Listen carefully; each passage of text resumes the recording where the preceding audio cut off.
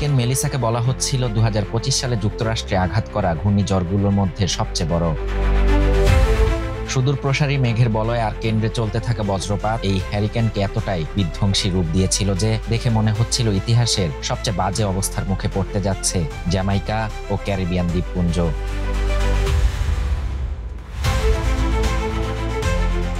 Jamaica ও Cuba পার হয়ে Melissa এখন উত্তর আটলান্টিক মহাসাগরের পশ্চিম দিকে অবস্থান করেছে। জানা গেছে এর সম্ভাব্য গতিপথ বারমুডার দিকে। তবে যাওয়ার পথে হ্যারিকেনটি ধসিয়ে দিয়ে গেছে সামনে যাকে পেয়েছে। জ্যামাইকা আর ক্যারিবিয়ান দ্বীপপুঞ্জ আজ বসবাসের অনুপযোগী।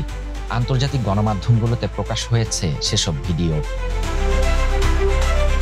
29 অক্টোবর রাতে ক্যারিবিয়ার দ্বীপপুঞ্জে আঘাত করে হ্যারিকেন মেলিসা। ক্ষয়ক্ষতি যতটা পারা যায় কমিয়ে আনার চেষ্টা করা হলেও এ পর্যন্ত 50 জনের প্রাণহানির ঘটনা ঘটেছে, আর তার সাথে বাড়িঘর, দোকানপাট, ফসলি জমির ক্ষয়ক্ষতি তো আছেই। সব মিলিয়ে ক্যারিবীয় অঞ্চলে যেন আজ এক ধ্বংসস্তূপে পরিণত হয়েছে। 30 অক্টোবর পর্যন্ত পাওয়া তথ্য অনুযায়ী হ্যারিকেনটি পরবর্তী গন্তব্য উত্তর আটলান্টিকে বারমুডা। এক্সট্রিম মশার কয়েল প্ল্যান্ট ফাইবার দিয়ে তৈরি। ডেঙ্গু, চিকুনগুনিয়া বাহি সহ যে কোনো মশার বিরুদ্ধে দেয় এক্সট্রিম সুরক্ষা। এখানে গিয়ে এটি আরো শক্তি সঞ্চার করবে।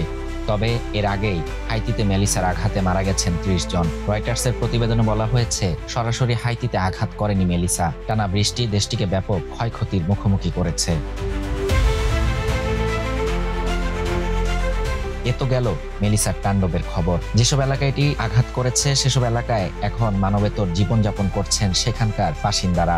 জ্যামাইকার তথ্যমন্ত্রী জানিয়েছেন মেলিসার চলে যাওয়ার পর উদ্ধার অভিযান এখনো চলছে। শত শত ভবনের ছাদ পুড়ে গেছে, বিদ্যুৎ সংযোগ বিচ্ছিন্ন হয়েছে, ধ্বংসস্তূপে পরিণত হয়েছে বহু এলাকা।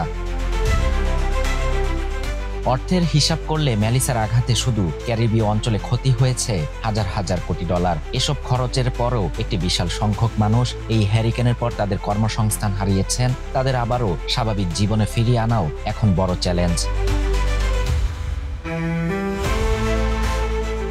জ্যামাইকার ইতিহাসে সবচেয়ে শক্তিশালী হারিকেন ছিল মেলিসা। সবচেয়ে শক্তিশালী ঘূর্ণিঝড়ের বাতাসে যে গতি থাকে, যে মেলিসার গতি ছিল তার চেয়ে কয়েক গুণ বেশি।